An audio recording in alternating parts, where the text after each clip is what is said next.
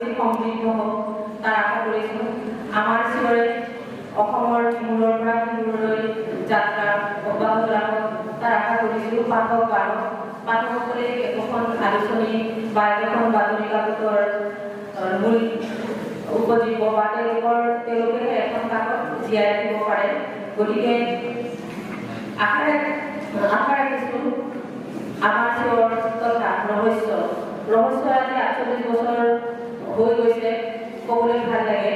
যিমানখিনি ঘাট প্ৰতিঘাতৰ মাজেৰে ৰহস্য আগবাঢ়ি আহিছে, ৰহস্য সাহিত্যৰ প্ৰতি যি এটা ধাৰা সৃষ্টি কৰিব পাৰিছে ৰহস্যই, তেনেকুৱা ধৰণৰ আলোচনী আপোনালোকক সংযুক্ত হওক।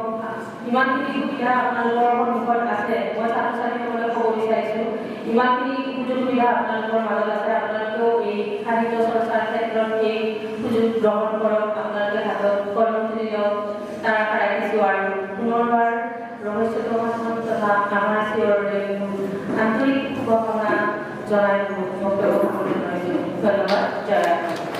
ব্যস্ত এই পৃথিৱীত আজি যি উখল মাখল পৰিৱেশৰ মাজত সমন্বয় সাহিত্য পৰিষদ ৰহস্য আৰু চিঞৰে বঁটা প্ৰদান কৰি আমাক যথেষ্ট উৎসাহিত কৰিলে।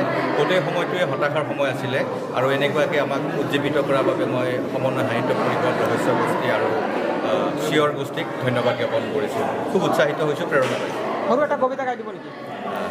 দুখৰ অৰণ্য নাথাকিলে ক'ত আহি জিৰাবই শুকৰ চৰাই, দুখৰ অৰণ্য নাথাকিলে ক'ত আহি জিৰাবই শুকৰ চৰাই, এদিন তুমিও গুচি যাবা মোৰ হৃদয়ৰ ৰক্ত জবাত ছিঙি জালুক কৰে নাইবা মেলি। দুখৰ বতাহতো যদি উৰি থাকে তোমাৰ হাঁহিৰ নিচান, দুখৰ বতাহতো যদি উৰি থাকে তোমাৰ হাঁহিৰ নিচান, নতুন দিনৰ ৰাং চাং চকি দি যাবা মাথো মোৰ কলমত তেজৰ চিয়াহী, বাৰুদৰা কৰিলে বাৰুদৰা কৰিলে। সমন্বয় সাহিত্য পৰিষদৰ উদ্যোগত আজি অনুষ্ঠিত হোৱা যি বঁটা প্ৰদান অনুষ্ঠান, ইয়াত উপস্থিত থাকি আমি আনন্দিত হৈছোঁ আৰু উৎসাহিত হৈছোঁ। এই যুগতে উদ্যোক্তাসকলক আমি আন্তৰিক শুভেচ্ছা জ্ঞাপন কৰিছোঁ। আৰু মোৰ লগত অসমৰ এগৰাকী বিশিষ্ট কবি, সকলোৱে জানে সাগৰিকা বৰদলৈ কবিতা যাৰ পৰিচিত, সেই কবিতাৰে প্ৰখ্যাত কবি প্ৰণৱ কুমাৰ বৰ্মন মোৰ লগত আছে। মই প্ৰণৱ কুমাৰ বৰ্মনক সহযোগিতা কৰাৰ বাবে বিনম্ৰ অনুৰোধ জনাইছোঁ।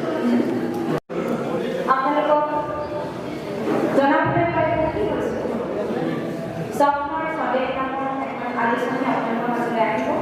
তাৰে কাৰ্যবাহী সম্পাদকৰ দায়িত্ব লৈছোঁ আমাৰ সকলোৰে শ্ৰদ্ধাৰ কাবেৰী আৰু এই আলোচনাখন আপোনালোকৰ মাজলৈ আহিব।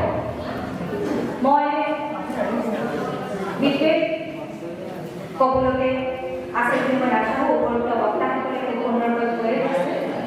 মই এটা কথাই কওঁ, আমাৰ চিঞৰৰ যি আজিৰ এই পবিত্ৰ বৰ্ষপূৰ্তি অনুষ্ঠান, এই বৰ্ষপূৰ্তি অনুষ্ঠান, এই ক্ষণত মই এটা কথাই কওঁ, আমাৰ চিঞৰৰ চিঞৰ সমগ্ৰ অসমে শুনক, শদিয়াৰ পৰা পৃথিৱীলৈ শুনক।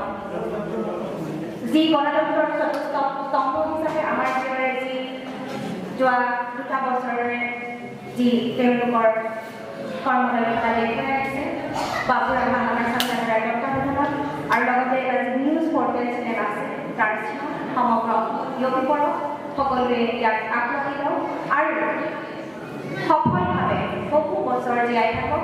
আমাৰ উপযুক্ত বক্তাই কৈছে, এইবাৰ বিভিন্ন কাৰণত বিশেষকৈ যি পেণ্ডেমিক চিটুৱেশ্যন হৈ গ'ল, তাৰ কাৰণে আমাৰ বিভিন্ন আলোচনী, বিভিন্ন বাতৰি কাকত আমাৰ মৃত্যুৰ মুখত পৰাৰ লেখীয়া আমি বাতৰি পাবলৈ লৈছোঁ। তেখেতে কৈছে, তেখেতৰ সময়ত আমি যেতিয়া সৰু আছিলোঁ, তেখেতে যিটো সময়ৰ কথা কৈ আছে মোৰ মনত পৰিছে।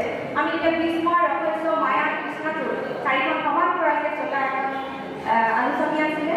তাৰ মাজত ৰহস্য আজি 48 বছৰ ভৰিলে দামোদৰ শৰ্মাদেৱে যি মানৱ পুত্ৰ আছিল বুলি মই ভাবোঁ তেখেতৰ সেই ৰহস্যখনক আমাৰ তাকেই তাত ৰহস্যৰে পৰা কিছুমান কথা আছিল, যি বাবুৰা বা হাকাচন ডাঙৰীয়াৰ নিচিনা এজন পুত্ৰসুৰীৰে হাতত তেখেতে গলাই দিছে।